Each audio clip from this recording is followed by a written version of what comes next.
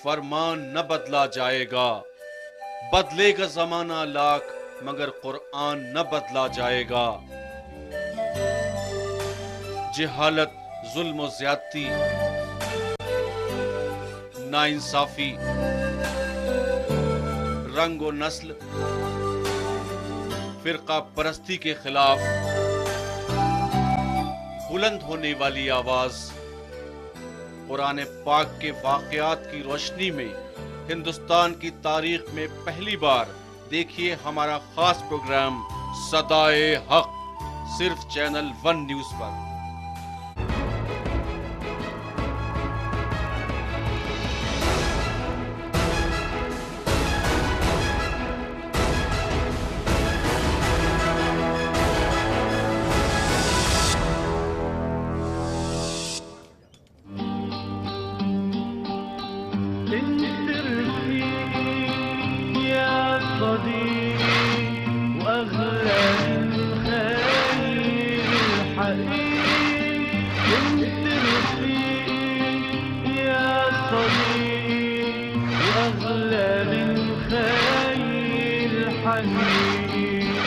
بدي منك ما تحاربني لبكل دقيقة تعذبني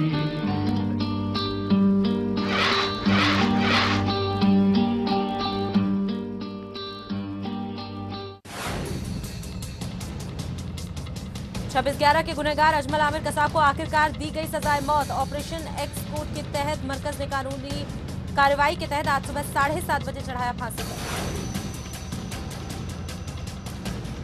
कसाब की फांसी पर बीजेपी का बयान, देर आए दुरुस्त आए, नहीं लगना चाहिए था 4 साल का वक्त। अफजल गुरु को भी जल्द फांसी देने का मुतालबा।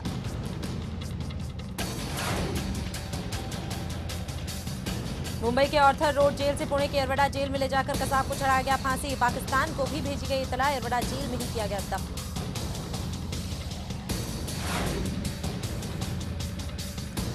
और किशनगंज में एएमयू के कैंपस के क़याम का रास्ता साफ। सदर जमहूरिया के बाद वजारत बराए फरोग वसाइल आई हरकत में।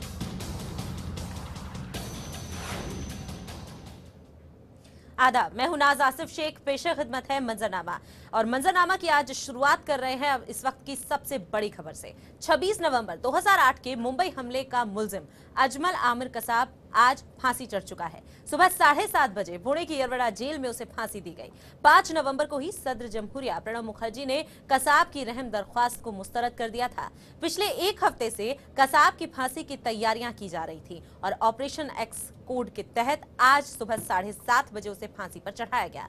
महाराष्ट्र के वजीर दाखिला आर पाटिल ने इस खबर की तस्दीक करते हुए बताया कि कसाब को पूरे कानूनी तरीके से फांसी दी गई है। वाजिब रहे कि सदर प्रणब मुखर्जी ने 26/11 के मुंबई हमलों के मुजरिम कसाब की दरख्वास्त को खारिज कर दिया था। मरकजी वजीर दाखिला सुशील कुमार शिंदे ने भी इस खबर की तस्दीक कर दी है। खबर यह भी है कि कसाब को 19 नवंबर को मुंबई के ऑर्थर रोड जेल से पुणे के यरवड़ा जेल में मुंतकिल किया गया था। कसाब ने इससे पहले सुप्रीम कोर्ट में अपील की थी, जिसे सुप्रीम कोर्ट ने खारिज किया था।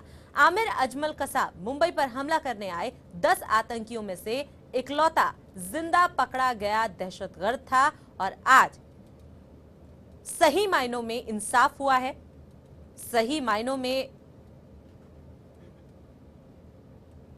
उस शहादत को खिराज अकीदत पेश की गई है जो मुंबई हमलों में शहीद हुए थे। और साथ ही आपको बता दें कि पूरे मुल्क में खुशी की लहर दौड़ गई है, क्योंकि कसाब को फांसी दिए जाने का मुतालबा लंबे वक्त से हो रहा है। चाहे आवाम की बात कीजिए या फिर अपोजिशन पार्टियों की बात कीजिए, हर कोई हुकूमत पर निशाना साध रहा था। हुकूमत से मुतालबा किया जा रहा था कि जल्द से जल्द कसाब को फांसी चढ़ाया जाए। और जो जानकारी मिल रही है, जो इत्तला मिल रही है सुबह से लेकर अब तक, उसके मुताबिक हुकूमत ने बहुत पहले से ही पूरा खाका तैयार कर लिया था। पहले से ही ये तय कर लिया गया था कि 21 तारीख यानी आज के दिन कसाब को फांसी चढ़ाया जाएगा। वजीर आजम को इसकी जानकारी थी। कुल मिलाकर जो टीम बनी थी ऑपरेशन एक्स के तहत, उसमें 17 लोग शामिल थे। उन 17 लोगों के अलावा किसी 18वें को ये जानकारी नहीं थी, ये इत्तला नहीं थी कि कसाब आज फांसी चढ़ने वाला है।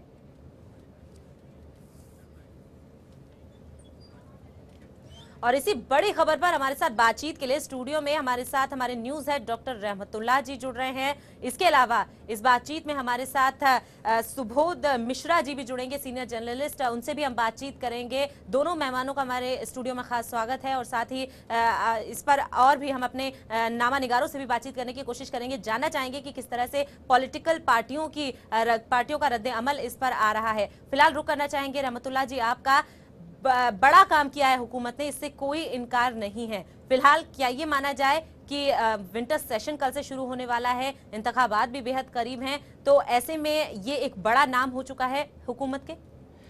नाज, आपने ठीक कहा कि एक मुजरिम को फांसी आज दे दी गई और पुणे की जेल में आज फांसी दे दी गई और इसको किसी को कानो कान इसकी खबर न चली और ये बहुत ही सिक्रेसी मेंटेन की गई थी कि और सिर्फ आपने जैसा कि बताया कि सिर्फ 16-17 जो आला हुकाम हैं और वज़रा हैं सिर्फ उनको इसकी खबर थी और वो देख रहे थे। मेरी कुछ देर पहले होम सेक्रेटरी राजकुमार सिंह जो गवर्नमेंट ऑफ इंडिया के होम सेक्रेटरी हैं, बहुत ही तेज़ तर्रार IAS ऑफिसर है, 75 बैच के IAS ऑफिसर हैं, उनसे मेरी बात हो रही थी। उन्होंने कहा कि ये इसलिए इसकी जो सेक्रेसी है ये रह पाई इसलिए कि इसे आम जो ऑफिसर है उनको भी इसकी खबर नहीं थी। ये फाइल को बहुत ही होशियारी के साथ बहुत ही कॉन्फिडेंशियली इसको जो है ना मूव कराया जा रहा था और यही वजह है कि इसकी खबर इवन के मीडिया को भी नहीं लग सकी। जो मीडिया अपने आप को काफ़ी अंदर की खबर देने का दावा करता रहता है तो उसे भी ये खबर नहीं लगने दी। तो राजकुमार सिंह से जब मेरी बात हो रही थी तो उन्होंने कहा कि ये एक बहुत ही सेंसिटिव मामला था और चूंकि ये दो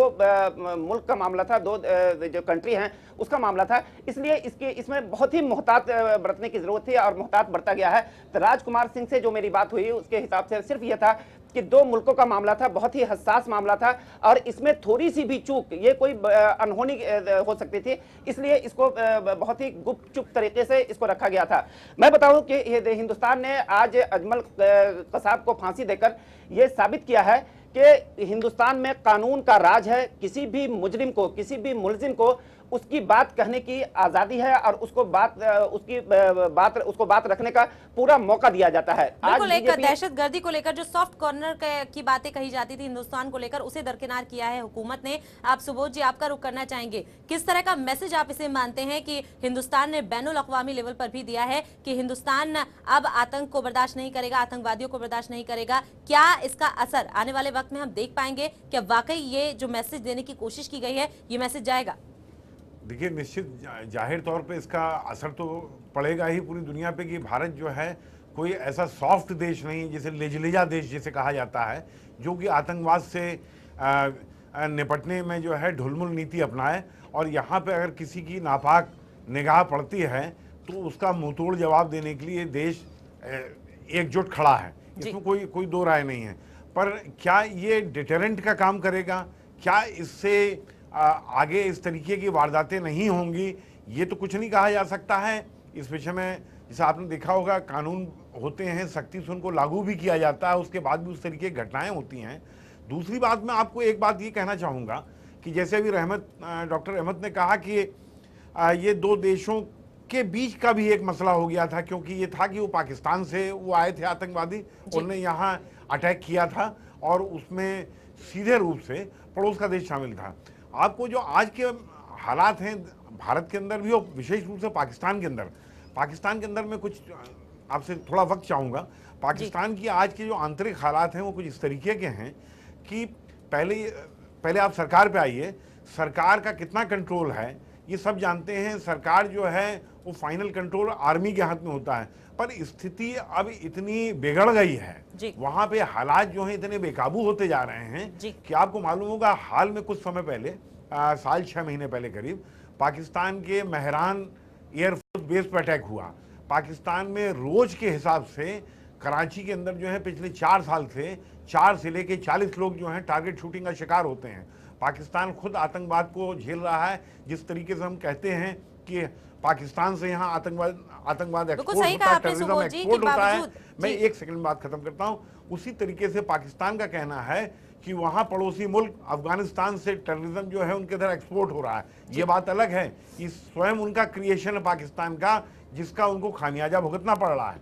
और भारत ने जो मैसेज दिया है, संभवतः मैं नहीं सोचता हूं कि जो पाकिस्तान की जो आंतरिक हालात अब इस तरीके के नहीं हैं कि उनके वहां पे जनता में इतनी बड़ी संख्या में हमदर्द हों टेररिस्टों के। आज से चंद साल पहले की बात होती तो हो सकता है वहां बहुत बवाल खड़ा हो जाता, पर चूंकि वो खुद इस विभीषिका को झेल रहे हैं वहां पे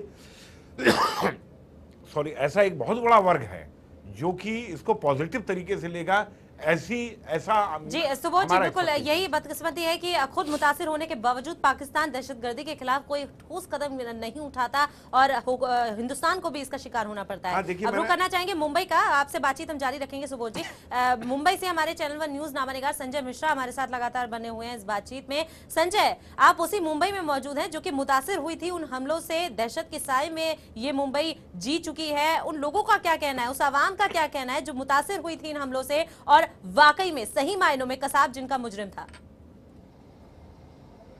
जी, सबसे पहले मैं आपको बता दूं कि मुंबई की आवाम ने 26/11 के आतंकी हमलों को काफी नजदीक से देखा था, जिसके बाद उनके अंदर कहीं ना कहीं से रोष व्याप्त था, आक्रोश था कि आखिर इस तरह की आतंकी घटनाओं को अंजाम दिया जा रहा है, लेकिन सरकार की तरफ से कोई सख्त, कोई ठोस कदम नहीं उठाया जा रहा है। जबकि 10 लोगों का जो दल पाकिस्तान से मुंबई आया था इस पूरी घटनाक्रम को अंजाम देने के लिए, और जिस प्रकार से मुंबई में तकरीबन इस आतंकी घटना के तहत 166 लोगों की, जो बेकसूर लोगों की जाने गई थी, उसको लेकर कहीं ना कहीं पूरे मुंबई वासियों में पूरा दहशत का माहौल छाया हुआ था। लेकिन आज जिस प्रकार से सुबह 7:30 बजे के आसपास अजमल आमिर कसाब को फांसी पर लटकाया गया, उसके बाद लोगों ने संतोष जाहिर किया है। उनके अंदर कहीं न कहीं हर्षोल्लास का माहौल देखा जा रहा है। खास करके बात करें उन पीड़ितों की जिसके परिवार के सदस्यों की मौत हुई है, उन लोगों को एक प्रकार की यह श्रद्धांजलि अर्पित की गई है, इस बात से इनकार नहीं किया जा सकता। बिल्कुल सही और सच्ची खिराज अकीदत पेश की गई है। जिस तरह से अब सियासी हलकों से भी बातचीत सामने आ रही है, सियासी हलकों से रद्द-ए-अमल सामने आ रहा है। रहमतुल्लाह जी, अगर खास तौर पर बीजेपी की बात की जाए तो बीजेपी ने अब अफजल गुरु की फांसी का जो मसला है वो एक बार फिर से उठाना शुरू कर दिया है। ज्यों ही कसाब को फांसी दी गई उसके बाद से ही बीजेपी ने कहना शुरू कर दिया कि आपने बहुत देर की, 4 साल का वक्त बहुत ज्यादा है। क्या लगता है आपको कि किसी तरह की सियासी मंशा इसके पीछे थी हुकूमत की भी, और साथ ही साथ अपोजिशन भी इस मामले में अपनी राजनीतिक मंशा को साधने की कोशिश कर रहा है? नाज, देखिए अभी सुबोध मिश्रा जी बता रहे थे कि हिंदुस्तान टेररिज्म से लड़ने के लिए बिल्कुल मजबूत इरादा रखे हुआ है, इंडोमिटेबल डिटर्मिनेशन। वो टेररिज्म को लेकर के किसी तरह का समझौता करने के हक में नहीं है। तो जहां तक बीजेपी का सवाल है तो बीजेपी नेचुरली कि वो अगर अपोजिशन में है तो वो अपनी बात कहेंगे, उसका मुखालफत करना, सरकार की हुकूमत की मुखालफत करना एक मकसद है उसका। लेकिन जहां तक अजमल कसाब को फांसी देने की बात है और उसमें इतनी ताखीर की बात है, तो एक हिंदुस्तान ने एक पूरी कार्रवाई से, पूरे प्रोसेस से इस पूरे मामले को, चूंकि सेंसिटिव मामला था, हसास मामला था, इसलिए इसको गुजारा है। और जैसा कि मैंने बताया कि किसी को भी, कोई भी बड़ा से बड़ा मुजरिम हो, मुलजिम हो, उसको उसकी बात कहने का, उसकी बात रखने का पूरा मौका दिया जाता है हिंदुस्तान में, और हिंदुस्तान ने इसको साबित किया है। तो मुझे नहीं लगता कि ये 4 साल का वक्फा या 4 साल का मुद्दत ऐसा कुछ था कि जिसके, लेकिन एक दुनिया में एक मैसेज हिंदुस्तान ने दिया है कि अजमल कसाब जैसे टेररिस्ट को भी हमने उसकी बात कहने का मौका दिया है, और जो कानूनी एक प्रोसेस है, जो कार्रवाई है, उससे मैंने उसको गुजारा है। तो एक अच्छा मैसेज गया है और टेररिज्म के खिलाफ हिंदुस्तान का एक मजबूत इरादा भी आया है। जी, कि बिल्कुल सही कहा आपने रहमतुल्लाह जी। अब रुक करना चाहेंगे फजल इमाम मलिक साहब, सीनियर सहाफी हमारे साथ फोन लाइन पर मौजूद हैं। मलिक साहब, खैर मकदम है आपका चैनल वन न्यूज पर। भले ही आज हम ये कह रहे हैं कि हमने कसाब को माफी मांगने का मौका दिया, हमने कसाब को अपने को साबित करने का मौका दिया, खुद पर लगे इल्जामों के बारे में उसे बोलने का मौका दिया, लेकिन इन सब के बावजूद क्या ये नहीं लगता कि 4 साल का वक्त वाकई बहुत ज्यादा था?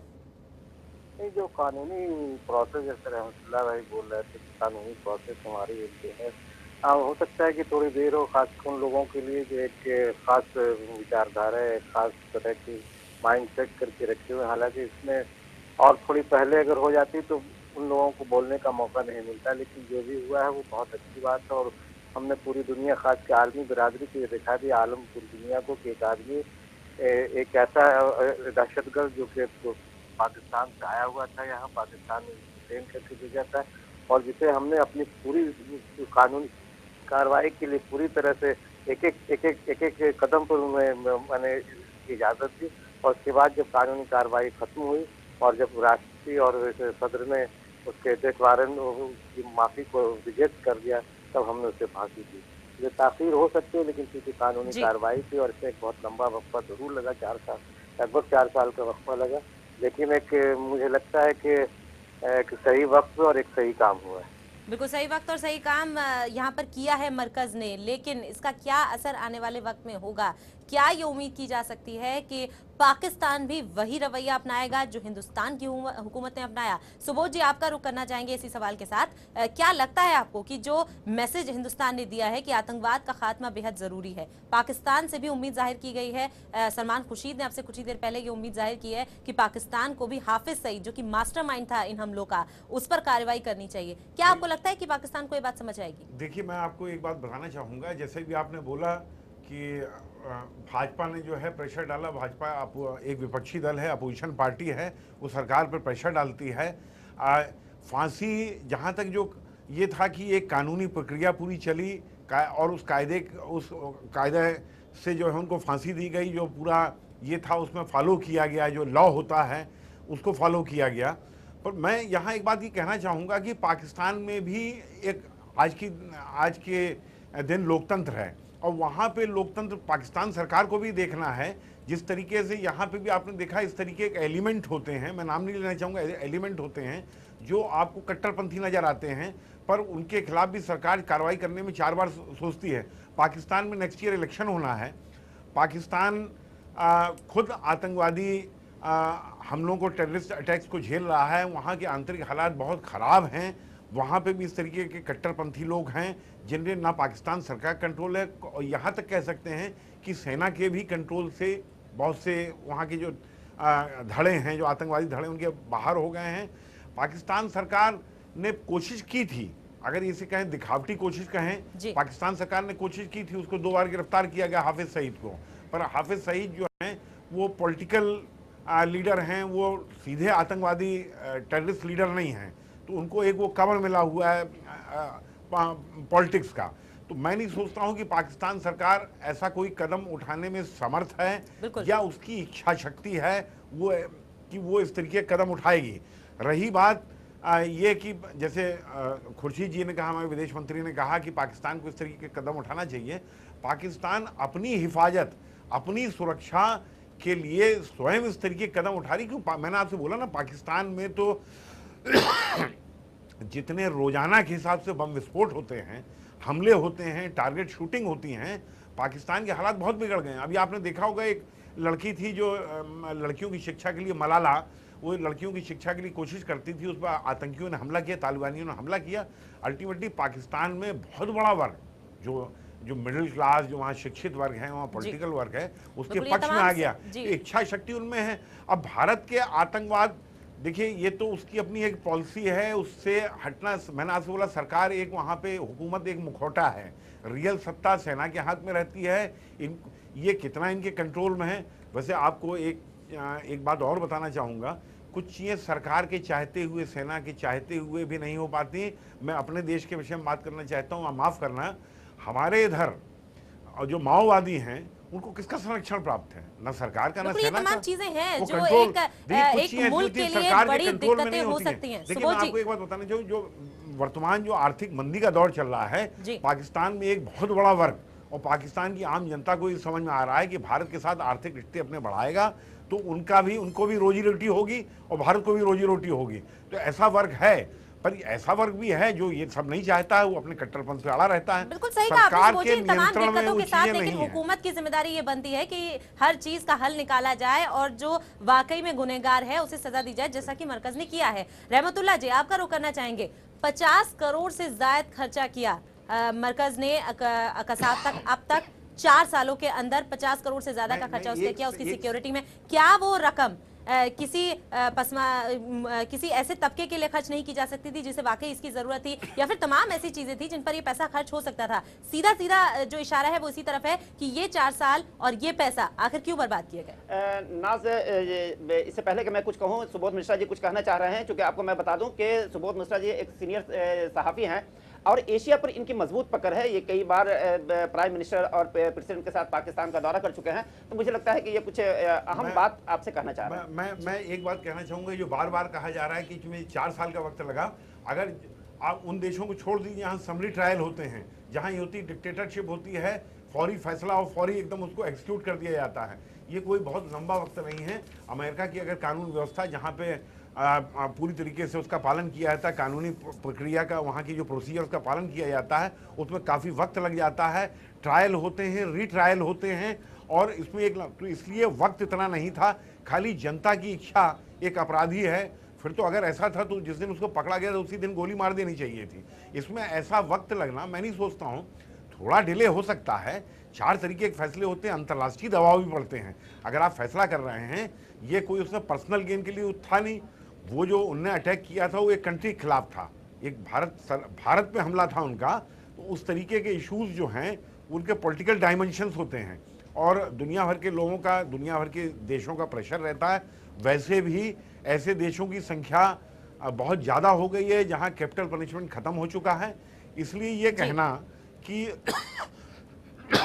इसमें डिले नहीं हुआ, पर जैसे डॉक्टर अहमद कह रहे थे, मैं इस बात से बिल्कुल सहमत हूँ। इससे मैसेज जरूर जाएगा कि आतंकवाद जो है, अगर किसी भी तरीके की दहशतगर्दी होगी तो जो ये देश है, ये जो यहाँ का देश है, यहाँ का जो आवाम है, वो एकजुट खड़ा है। जी सुबोध जी, इस पर बातचीत हम आपसे करेंगे। फिलहाल हम रुक करना चाहेंगे मुंबई का, जहाँ पर चैनल न्यूज नामाधिकार संजय मिश्रा हमारे साथ लगातार बने हुए हैं। संजय, सियासी हलकों से किस तरह का रद्द-ए-अमल आपको हासिल हो रहा है? खास तौर पर कांग्रेस के नाम ये बड़ा काम हुआ है, तो बीजेपी क्या कुछ कह रही है? जाहिर सी बात है कि जिसका लंबे अरसे से इंतजार कर रहे थे मुंबई सहित पूरी देश की जनता, तमाम लोगों को इंतजार था कि आखिर कसाब को फांसी कब दी जाएगी। वह एक सवाल जो लोगों के जहन में था, उसका आज जवाब कहीं न कहीं से लोगों को मिला है। लेकिन लोगों के जहन में यह भी है कि संसद पर हमला करने वाले अफजल गुरु को एक प्रकार से जो फांसी की सजा सुनाई गई है, उस पर अब तक अमल नहीं किया जा सका। और 2008 में जो अजमल कसाब जब आतंकी गतिविधियों को अंजाम देता है, उसे 4 साल के बाद सजा दी जाती है। हालांकि दोनों की जो गतिविधि थी वह आतंकवादी थी और लोगों को, दोनों को ही फांसी की सजा मिली थी। तो कसाब को 4 साल में फांसी की सजा दे दी गई, अफजल गुरु को क्यों नहीं दी गई? अब इस तरह के सवाल लोगों के जहन में उमड़ने लगे हैं। और बात की जाए यदि कांग्रेस की, तो कांग्रेस कहीं न कहीं से अपना पीठ थपथपा रही है। लेकिन मैं आपको बताना चाहूंगा कि ये भारतवर्ष का दुर्भाग्य रहा है कि यहाँ पर आतंकवादी जैसी जो जघन्य वारदात होती है, उस पर तमाम नेताओं की आरोप और प्रत्यारोप के तहत उनकी जो सजा है वह निर्धारित होने में उसे समय लग जाता है। लेकिन कहीं न कहीं हमारे भारतीय संविधान में जिस प्रकार से लोग कहते हैं कि जो कछुए की चाल है, लेकिन भले ही वह चाल कछुए की क्यों ना हो, लेकिन जो अंजाम है वो पूरी तरीके से दुरुस्त है, यह साबित किया गया है हमारे भारतीय संविधान के तहत। बहुत सही नजर आते हैं क्योंकि हुकूमत ने देर से ही सही लेकिन दुरुस्त फैसला लिया है, आतंकवाद को उसकी सजा सुनाई है। संजय, आप हमारे साथ बने रहें। रहमतुल्लाह जी, आपका रुख करना चाहेंगे, वक्त की हमारे पास कमी है। कम अल्फाजों में आपसे एक स्पेशल कमेंट चाहेंगे कि क्या लगता है आपको, आतंकवाद के खात्मे की तरफ जिन कदमों के साथ हुकूमत बढ़ चली है, क्या इन पर आगे भी कायम रह पाएगी? क्या जो मैसेज देने की कोशिश की गई है, आखिरकार ये मैसेज पूरी तरह से दिया जाएगा? जो सख्ती दिखानी हमने शुरू की है, उस पर हम आगे बरकरार रह पाएंगे? मैं बताऊं कि आप हुकूमत की बात करते हैं, तो हुकूमत का मुझे लगता है कि बहुत थोड़ा सा रोल है। ये यहाँ हमारी जुडिशरी का रोल है, या हमारे जो कानून है, ये उसका रोल है कि उसने एक जो इस मामले में है, एक ईमानदारी से कसाब को कहने का मौका दिया है और एक फैसला किया है। तो मुझे लगता है कि हुकूमत का रोल बहुत ज़्यादा नहीं है, थोड़ा सा है, बिल्कुल है कि उसने इसको फौरन इम्प्लीमेंट किया है। तो जहां तक मैं 2 सवाल इसमें करना चाहता हूं। एक तो है कि बीजेपी, जिसके बारे में कहा जाता है कि वो कहीं ना कहीं एक पर्टिकुलर किसी जाति धर्म की राजनीति करती है, की सियासत करती है, तो उसका ये कहना है, आज आप देखेंगे कि उसका ये सवाल है कि अफजल गुरु को फांसी क्यों नहीं। सवाल ये पैदा होता है कि हमारे मुल्क के वजीर आजम को किसी का कत्ल कोई कर देता है, उसका मुजरिम अभी अगर जेल में है, उसको फांसी क्यों नहीं?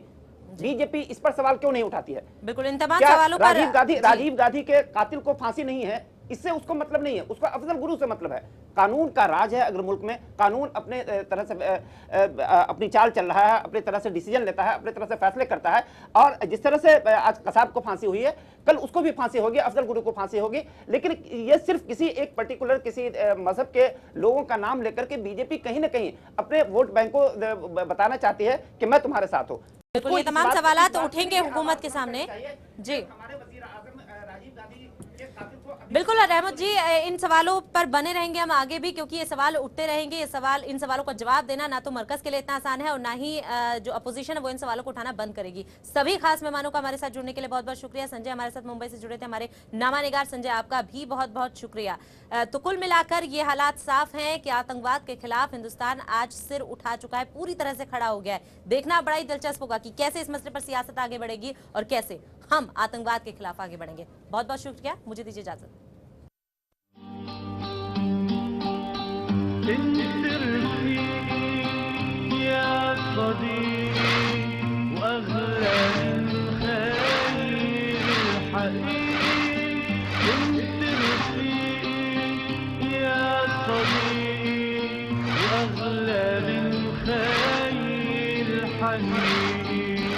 بدي منك ما تحاربني لا بكل دقيقة تعذبني.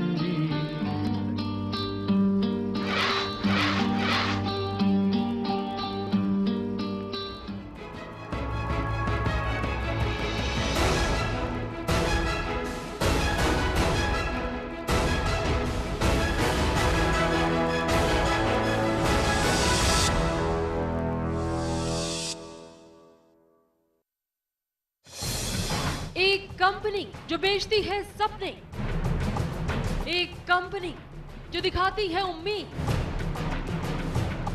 साईं प्रसाद प्रॉपर्टीज का बड़ा खेल, भरोसे की आड़ में क्या है झोल। आरओसी गोवा क्यों करा रही है जांच, देखिए हमारी खास पेशकश। साईं प्रसाद प्रॉपर्टीज का सच जल्द ही